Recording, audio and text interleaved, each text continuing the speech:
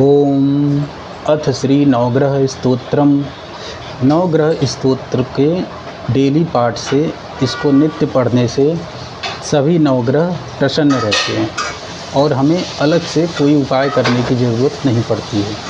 तो आज हम इस नवग्रह स्तोत्र को सुनेंगे और इसके महत्व को जानेंगे। अथ श्री नवग्रह स्तोत्रम। जपा कुसुम संकाशम काश्यपेयम महादुतिम तमोरी सर्वपावघ्नं प्रणतोस्मि दिवाकरम दधि शंखतुषाराभं क्षीरोदावर्ण संभवं नमामि शशिनं सोमं शंभोर्मुकुटभूषणं धरणी गर्भसंभूतं विद्युत्कान्तिसमप्रभं कुमारशक्तिहस्तं तं मंगलं प्रणमाम्यहम्।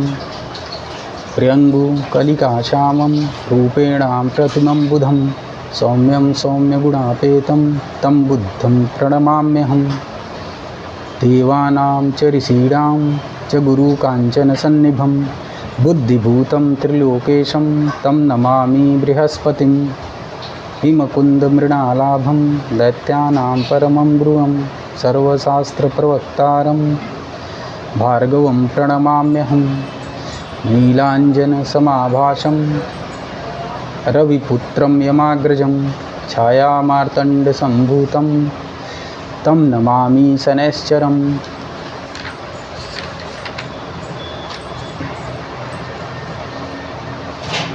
अर्धकाय महावीर्य चन्द्रादित्यविमर्दनं सिंहिकागर्भसम्भूतं तं राहु प्रणमाम्यहम्।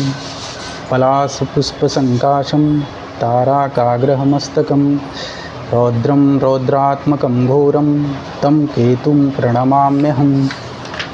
तो इस तरह से ये नवग्रह स्तोत्र था।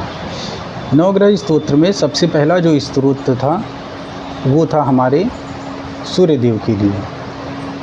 सूर्यदेव के से इस स्तोत्र की शुरुआत इसलिए होती है कि जो सारे नवग्रह हैं और ये सारा जो ब्रह्मांड है, यूनिवर्स है, वो जो शक्तियाँ प्राप्त करता है, प्रकाश प्राप्त करता है, वो सूर्य से ही प्राप्त करता है। और ये जो नवग्रह में प्रकाश है वो भी सूर्य से ही मिलता है। इसीलिए हम जो सबसे पहले वंदना पूजन कर रहे हैं वो दिवाकर यानी सूर्य की ही कर रहे हैं। और ये कौन है? ये हैं तमोरी सर्वपापघ्नं प्रणतोस्मि दिवाकरम। सूर्यदेव आपके समस्त पापों को नाश करने वाले हैं। तो सबसे पहले सूर्यदेव। दूसरे स्थान पे आते हैं चंद्रदेव। तो सूर्य सबसे पहले जो प्रकाश देते हैं, फिर दूसरा प्रकाश देने वाले जो ग्रह हैं वो हैं चंद्र, तो हम चंद्र की करते हैं। फिर तीसरे स्थान पे जो आते हैं वो हैं हमारे मंगल देव। धरणी गर्भसंभूतम विद्युत कांति समप्रभम कुमार शक्तिहस्तं तं मंगलम प्रणमाम्यहम्। उसके बाद हम मंगल की पूजा करते हैं,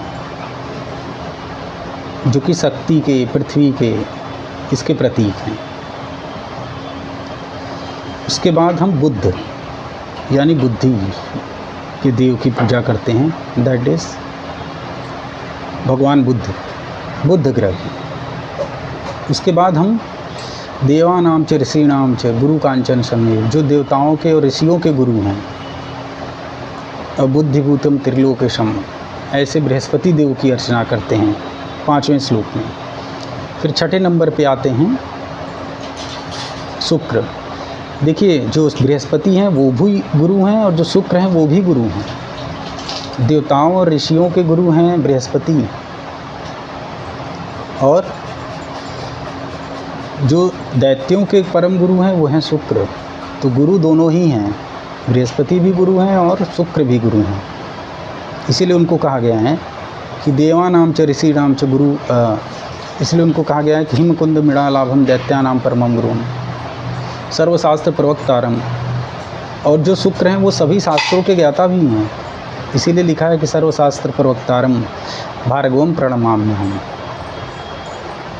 तो हम शुक्र की पूजा करते हैं।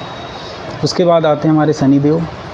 नीलांजन समीभासम, जो रवि के पुत्र हैं, रविपुत्रम यमाग्रजम। छाया मार्तंड संभूतम तम नमामि शनिश्चरम। शनिदेव के बाद आते हैं हमारे राहुदेव, अर्धकाय महावीर चंद्रादित्य विमर्दनम। चंद्र और आदित्य यानी सूर्य और चंद्र के भी को विमर्दन करने वाले हैं, वो हैं राहु, लेकिन अर्धकाय हैं, आधा शरीर है उनका।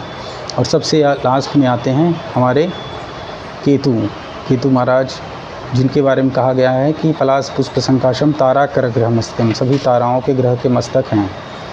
रौद्रम रौद्रात्मकम घोरम तम केतुम प्रणमाम्यहम्।